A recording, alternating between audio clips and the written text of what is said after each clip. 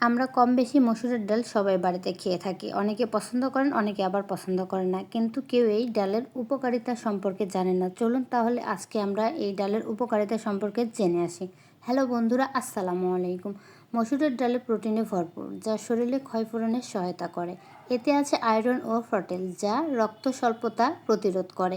Fibre সমৃদ্ধি হয় হজম ভালো রাখে এবং কোষ্ঠকাঠিন্য দূর করে।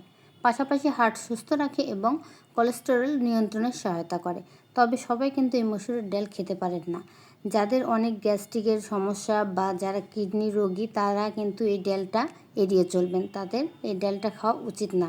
তো সপ্তাহে আমরা 2 থেকে 3 দিন ডাল খাওয়া আমাদের শরীরের জন্য ভালো। তবে ছোট বাচ্চা, গর্ভবতী এবং বৃদ্ধদের জন্য অনেক উপকারী। তবে অবশ্যই পরিমাণ মতো কিন্তু এই ডালটা খেতে হবে।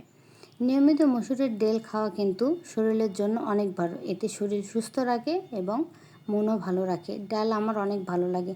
আর এই ভিডিওটা দেখে যদি কারো উপকারে আসে তাহলে অবশ্যই জানাবেন। আল্লাহ হাফেজ।